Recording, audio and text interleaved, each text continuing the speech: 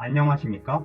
이재명 정부의 부동산 정책 방향을 김민만 부동산 경제연구소장의 분석을 바탕으로 이재명 정부가 직면한 딜레마와 급변하는 부동산 시장 속에서 우리는 어떤 점에 주목할 것인지 생각해 보겠습니다.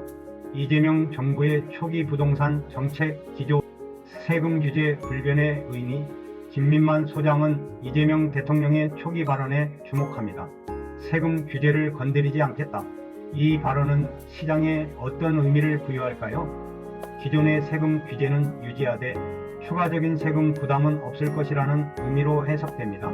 이는 부동산 시장에 상당한 영향을 미칠 수 있는 중요한 신호입니다.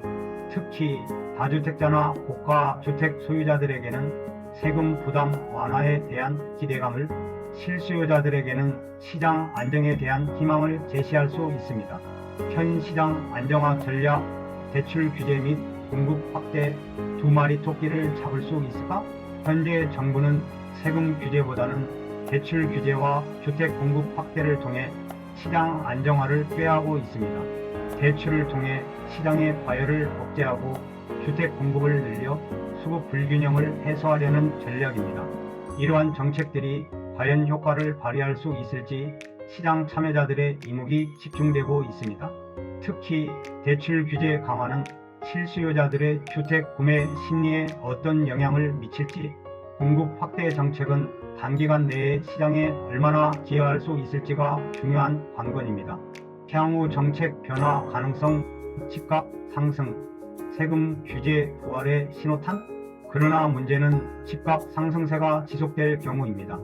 김민만 소장은 만약 대출 규제와 공급 확대만으로 집값을 잡지 못한다면 정부는 결국 세금 규제를 다시 꺼내 들 수밖에 없다고 전망합니다. 종합부동산세 강화, 양도세 중과 유예철회 등 과거 문재인 정부의 사례를 통해 그 가능성을 엿볼 수 있습니다.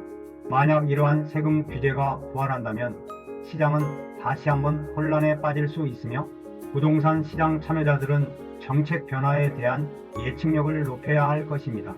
결론적으로 이재명 정부는 초기에는 세금 규제 동결, 대출 규제, 공급 확대를 통해 시장 안정화를 시도할 것입니다. 하지만 집값 상승이 지속된다면 더욱 강력한 세금 규제라는 딜레마에 직면할 수밖에 없습니다. 부동산 시장 참여자들은 정부 정책 변화 가능성을 주시하며 시장 흐름에 유연하게 대처해야 합니다.